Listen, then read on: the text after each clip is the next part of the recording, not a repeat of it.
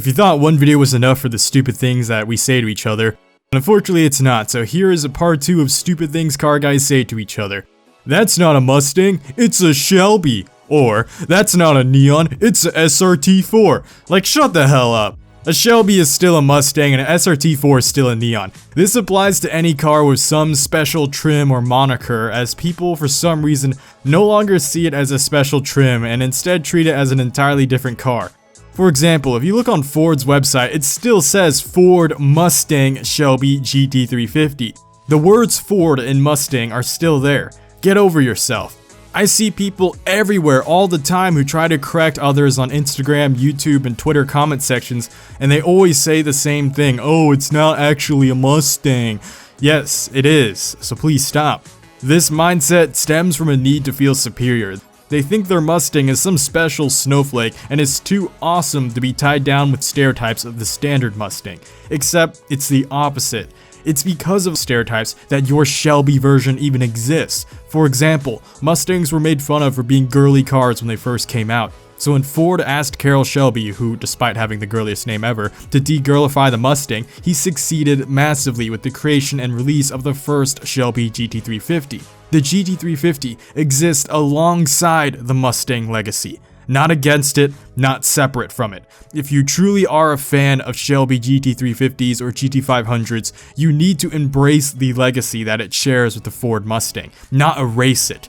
Trying to say it isn't a Mustang isn't a compliment, instead it's an insult to that legacy, an insult to Carroll Shelby's work. You aren't a real car guy if you play arcade racing games.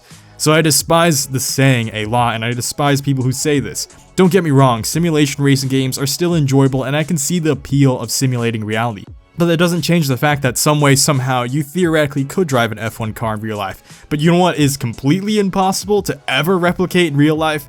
Jumping 10 stories into the air, crashing into dozens of traffic cars, and firing nitrous like there's no tomorrow and somehow still not dying. Well, that's why I love arcade racers, because to me, arcade racers are goofy, they're foolish, they're silly, but they are so ridiculously dumb that it's awesome. I love the fact that they're nothing like real life, because the moment you have a game that is grounded in real life, like simulation games, that limits their creativity, because think about it. For example, in real life, gravity is 9.8 meters a second squared, so it can be assumed that most racing simulators will use similar gravitational principles, and any other physics you can think of in real life, racing games want to mimic the similar physics. They don't get creative. And you can't blame them because their whole point is not to be creative, their whole point is to become more realistic and closer to that. To further prove this point, like if I were to showcase Gran Turismo next to Assetto Corsa, aside from graphical differences, most people can't even tell the difference from gameplay and physics. Whereas if you put something like Burnout Paradise next to Need for Speed Hot Pursuit, you'll see a world's difference to how, not just how the games look, but how they actually play and behave and how their physics engines behave as well. That's why I love arcade games. They're so ridiculously different from one another. You always have a reason to buy one over the other, and even buy both together. But with simulation games, I kind of find like a substitute issue where you stick with one. That's why you have Team Gran Turismo and Team Forza. You have people who are die-hard fans to one or the other because one replaces the other. One is a substitute to the other. They are not something you can own in unison. I guess you could own them in unison, but it doesn't give you that much more of an experience, whereas opposed to something like Need for Speed or the Burnout franchise or even the Crew franchise, like you get a different experience owning one of those games, and you can own two of them together and still enjoy both of them in their own right. I still play any types of arcade racers, and whenever a new one comes out, I will buy it, even if it's not that great, because there's such a drought of arcade racer games recently, because a lot of car guys have the mindset of, oh, true car guys don't play arcade racers, and I think that mindset needs to stop, because I think we should open up ourselves to more experiences and to more different types of racing games, because I very much would appreciate more arcade racers to return. Another stupid thing we say is, supercars are pointless. I can just build a car for much cheaper that goes just as fast. So the built versus bought argument is perhaps an argument as old as time, and while I respect a well-built tuner, I also never questioned the existence of supercars. Before tuning became as popular as it is now, supercars were kind of the only way that most normal civilians could get hold of near race car performance. Though this is no longer unique to supercars today, since anyone with a Mustang GT and a spare 25k laying around for mods can now go as fast as most supercars can. However, aside from speed, most tuners can't truly replicate the entire experience of a supercar. As someone who used to own a Mustang GT, I can assure you its build quality is exactly what you pay for. From factory, it had loose body panels, cheap cast iron components, pathetically weak windshields that will crack if you just look at it funny, and a creaky, rattly interior.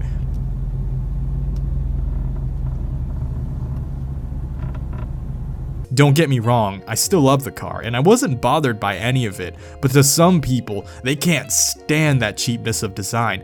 Even if I were to mod my Mustang GT to be as fast as a Ferrari, it'll never be as truly high class or as well crafted as that Ferrari.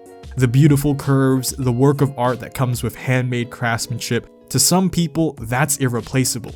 Now, for those types of high-rolling car enthusiasts, the experience of car ownership extends much further beyond than something as simple as speed alone. Buying a supercar is about being part of an exclusive club, one that's dedicated to craftsmanship, prestige, and most importantly, heritage.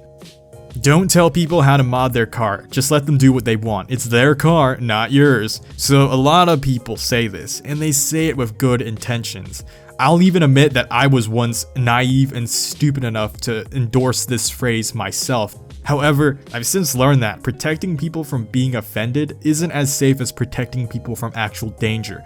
Now, usually I don't care what you do to your car, but not every mod is a good mod, and I don't just mean that from a subjective standpoint, I mean that from an objective standpoint. If you're doing a mod that puts other people's lives in danger, it sucks. That's a terrible mod and you shouldn't do it to your car. For example, using opaque plasti dip or opaque spray paint on lights. I don't care if you black out your lights, I used to do it myself, but you need to use transparent material like tint, special housings, or covers. If you don't know what you're doing, please go see a professional. You need to get options that still allow light to come through because, you know, that's the whole point of lights. Alternatively, you can just buy brighter lights before blacking your car out. But I still encounter people who say, oh, it's not edgy and dark enough. My inner Kirito Shadow the Hedgehog wants to go completely pitch black. I mustn't see any light.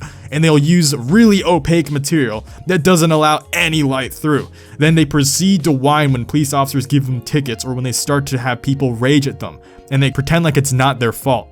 Grow up, snowflake, and take accountability for your actions. If you've done a mod that affects the safety of others on the road, you're a huge douche as far as I'm concerned, and I will tell you how to mod your car. I don't care if I offend your feelings, especially if it means that it will save someone else's life later down the line. If you finish darkening your taillights and you literally can't tell when they're on or off, then you need to redo the job until it's roadworthy. That's going to be it for this video, so be sure to check out part 1 if you haven't already. I promise I'm not half as angry as I was in that video as I was in this video, but if you're new here and enjoy anything cars, make sure to subscribe and just check out a whole bunch of my other videos in general. Other than that, thanks for watching, and see y'all next time. Blade Angel out.